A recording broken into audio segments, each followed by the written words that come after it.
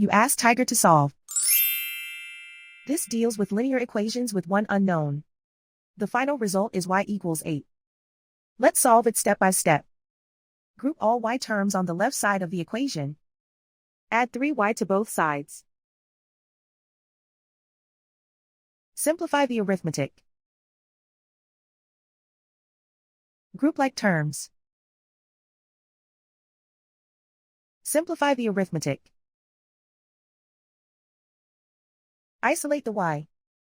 Divide both sides by 8. Simplify the fraction. Find the greatest common factor of the numerator and denominator.